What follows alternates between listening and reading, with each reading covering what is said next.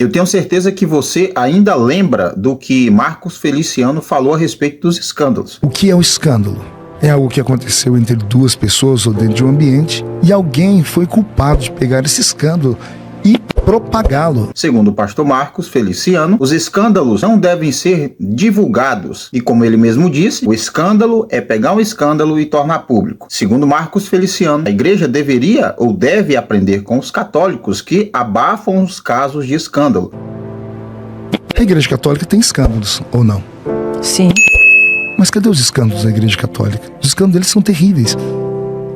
O que a igreja faz? Ela abafa os casos. Ela não dá voz. Não é que ela não trate os casos, ela trata os casos. Ou seja, para Marcos Feliciano, nós devemos abafar esses casos ao invés de vir a público não só reprovar, mas batalhar contra eles. Os padres sofrem represálias, são retalhados, eles são tirados de um lugar e enviados para outro. Só que eles não é antropófagos, eles não ficam comendo a carniça. Eles tratam aquilo, a igreja evangélica não. Nós somos o único grupo religioso que fazemos isso.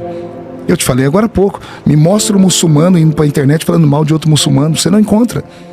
Você não encontra um padre falando mal de outro padre na internet, mas pastores falando de pastores, crentes falando de pastores, músicos, é uma loucura. O nosso meio gospel, ele parece que se alimenta do conflito e se alimenta da polêmica e se alimenta, e isso faz mal a nós mesmos. Você vai assistir agora um trecho dessa fala, desse discurso vergonhoso de Marcos Feliciano, e em seguida você vai ver um pastor de verdade, um pastor bíblico, trazendo um ensino muito interessante a respeito desse assunto. Mas a partir do momento que tem uma verdade objetiva, quando você vê que está contrário àquela verdade, naturalmente existe esse tipo de antagonismo, não?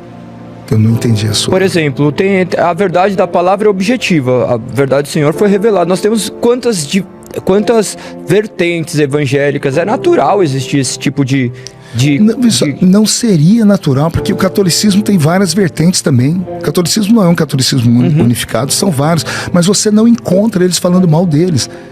Nós temos que aprender com eles. São uma igreja de 2000 anos. Eles aprenderam, devem ter passado por tudo. E eles chegaram à seguinte conclusão. Não, perfeito. Já começa numa divisão, né? Quando a gente fala mal da gente mesmo, quem perde somos nós. Se você começa a falar mal do seu filho, se você começa a falar mal da sua esposa, se você começa a falar mal do seu pai, daqui a pouco acabou a sua vida. Então, o problema nosso é a futricação. É o buchicho. É a fofoca. É o disse que disse. É o crente viver para falar dos outros. É a velha história do homem que estava vendendo um cavalo. Conhece? Conhece essa? O homem estava vendendo um cavalo, né, no sítio lá no interior de Minas Gerais. Ele tinha um cavalo, então ele foi para a venda e ele estava lá tomando lá uma bebida e ele começou a falar: meu cavalo é isso, meu cavalo é... Ele falou tão bem do cavalo dele, o cavalo dele corria, o cavalo dele era forte, que um fazendeiro que estava lá dentro disse assim: eu compro esse cavalo. Mas esse cavalo não está à venda, senhor. Não, mas eu pago, eu tenho dinheiro, mas eu não quero vender, porque o meu cavalo é perfeito. Não, eu pago. E o homem começou a fazer ofertas. Por esse valor, eu não vendo nem o casco do cavalo. Daqui a pouco chegaram no consenso. E o fazendeiro comprou o cavalo por um alto preço. 2 dias depois, o fazendeiro foi naquela mesma venda, encontrou o homem e entrou gritando: você mentiu para mim. Aquele cavalo é assim, aquele cavalo não corre, aquele cavalo tem uma barrigueira, aquele cavalo... Depois que ele falou 5 coisas, o mineiro falou assim para ele: se o senhor continuar falando assim, ninguém vai querer comprar seu cavalo, viu? Moral da história: se você não cuidar daquilo que é seu, se você não falar bem daquilo que é a sua esfera, o seu métier de vida, a sua fé, quem vai acreditar em você? Se nós falamos mal da própria igreja... Mas não seria também porque as pessoas esperam algo ruim de alguém, de um meio secular, mas não de quem é cristão, e aí quando vê algo de alguém que é cristão fica mais decepcionado do que uma pessoa que não é? Mas é nessa hora que, se a pessoa for cristã de verdade, ela vai ler a Bíblia e vai ver que quando isso acontece, a primeira coisa que ela tem que fazer é orar pela pessoa. E que somos falhos, né? A repreensão para aquela pessoa, pessoalmente, é em último grau. Expor a pessoa publicamente é o último dos recursos. Primeiro você ora por ela, depois você chama uma testemunha, vai e fala com ela. Se ela não te ouvir, chama uma testemunha, vai e fala com ela. Então existe um processo, é ensinamento bíblico. Mas nós temos vivido nesse tempo uma série de escândalos, né? Nós acabamos de ver na Globo.com, pastores renomados com igrejas gigantescas sendo presos.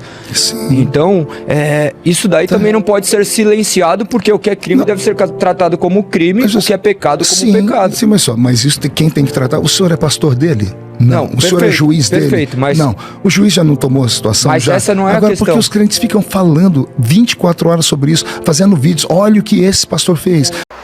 Qual é a segunda frase? No mundo atual, a segunda frase é inaceitável. No mundo de hoje, a segunda frase não dá nem para imaginar uma coisa dessas. Mas eu vou falar assim mesmo.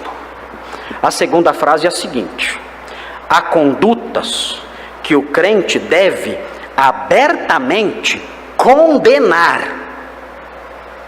Há condutas que você crente, você deve abertamente, verbalmente condenar, falar, dizer: isso é errado, isso é abominação, isso é imundo, isso Deus reprova.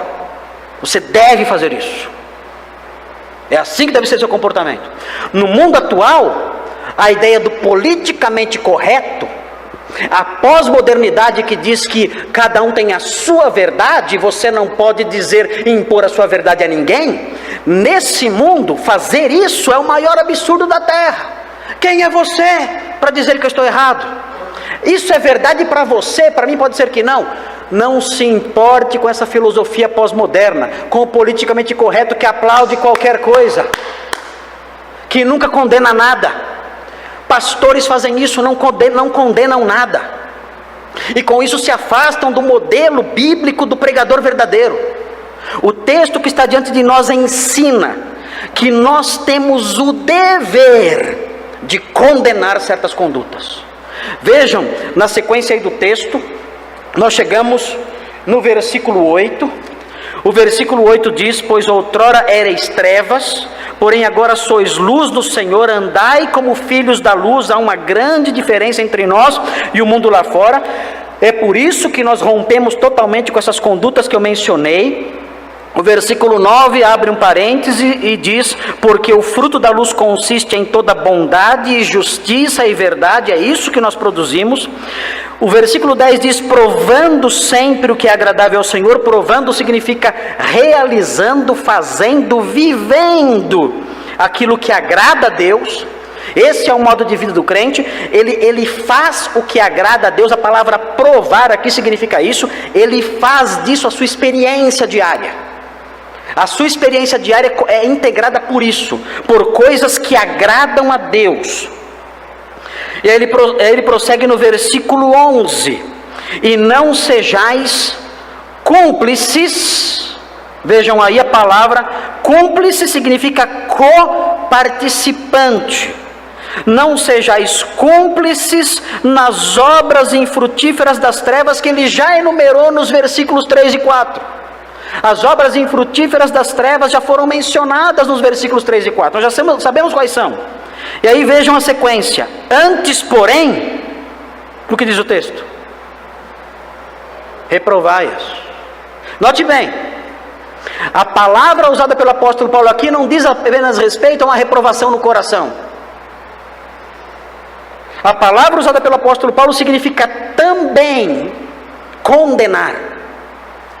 Dizer: olha, essa sua conduta é errada e é condenável isso que você faz. Isso é pecado. Isso que você faz não agrada a Deus. Ah, quem é você para falar isso? Eu sou um crente embasado, escorado na Sagrada Escritura. E trazendo à tona o que a Escritura diz, eu digo para você, com base nela: isso que você faz é pecado.